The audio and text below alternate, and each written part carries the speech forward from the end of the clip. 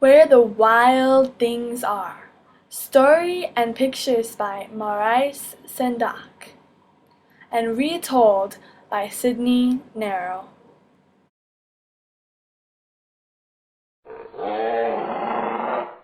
Where the Wild Things Are. The night Max wore his wolf suit and made mischief of one kind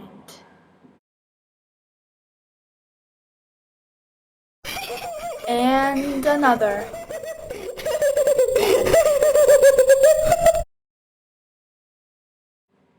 His mother called him Wild Thing, and Max said, "I'll eat you up."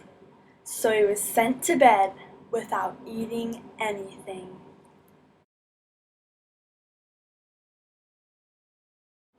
That very night, in Max's room, a forest grew.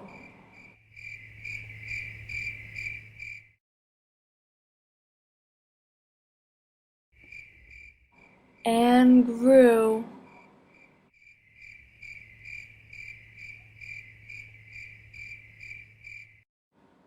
And grew until his ceiling hung with vines, and the walls became the world around.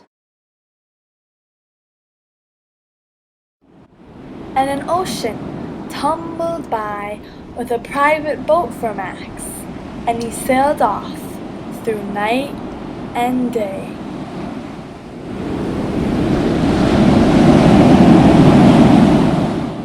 He sailed in and out of weeks and almost over a year to where the wild things are.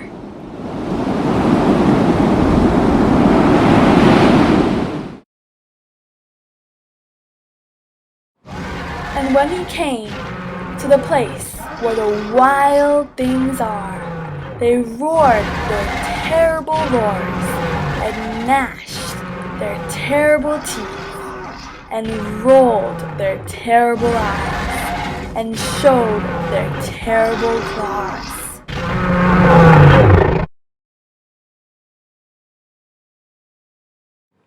Till Max said, "Be still," and tamed them with the magic trick of staring into all their yellow eyes without blinking once, and they were frightened, and called him the most wild thing of all. And made him king of all wild things. "And now," cried Max, "let the wild rumpus start."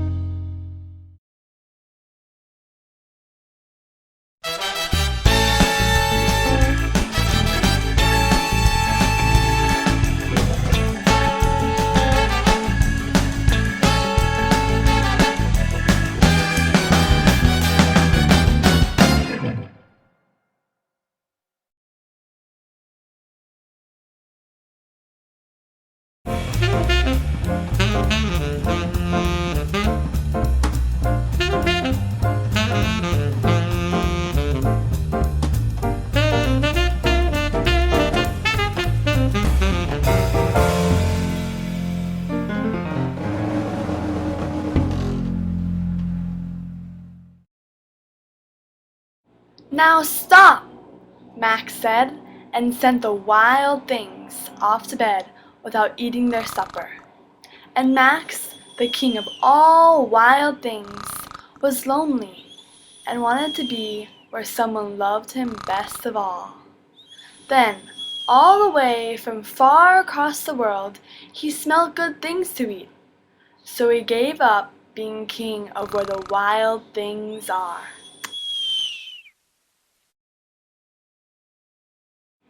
But the wild things cried, "Oh, please don't go. We'll eat you up. We love you so." And Max said, "No. The wild things roared their terrible roars, and gnashed their terrible teeth, and rolled their terrible eyes, and showed their terrible claws. But Max stepped into his private boat and waved goodbye, and sailed back over a year and in and out of weeks, and through a day, and into the night of his very own room, where he found his supper waiting for him, and it was still hot.